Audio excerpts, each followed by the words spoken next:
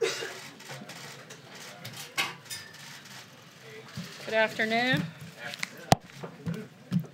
Later this week, the President and First Lady will travel to Argentina for the G20 summit.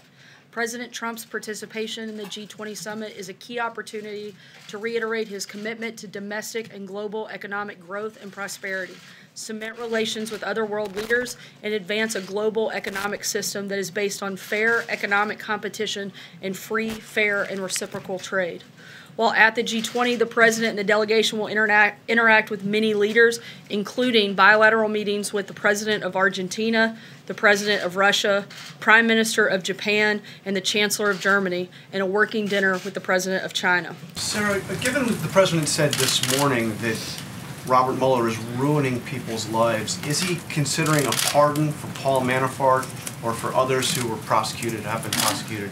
I'm not aware of any conversations for anyone's pardon involving this process at all. And if I can follow up, he also said this morning that Mueller is doing tremendous damage to the criminal justice system.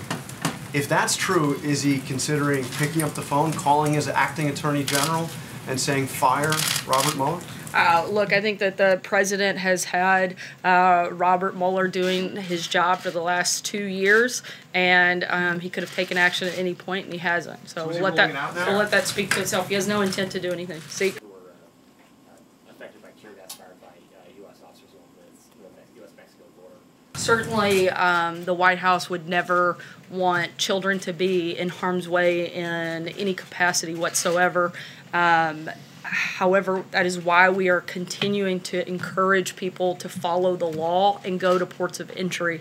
Law enforcement officials have used appropriate non-lethal force to protect themselves and prevent an illegal rush across the border. And let's also not forget that this isn't the first time that non-lethal force like this has been used. In fact, tear gas was used on average once a month during the Obama administration for very similar circumstances. In fact, they were actually for far less circumstances because they didn't have the same numbers in the mass rush that we're seeing in this caravan take place.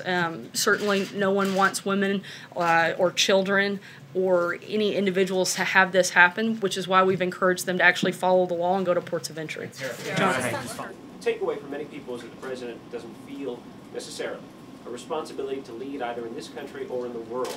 The President's certainly leading on what matters most in this process, and that's on having clean air, clean water. In fact, the United States continues to be a leader on that front. Even Obama's Undersecretary for Science didn't believe the radical conclusions of the report that was released.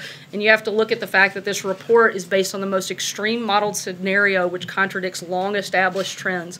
Modeling the climate is an extremely complicated science that is never exact. The biggest thing that we can do is focus on how to make sure we have the cleanest air, the cleanest water, and the President is certainly doing that and certainly leading on that front.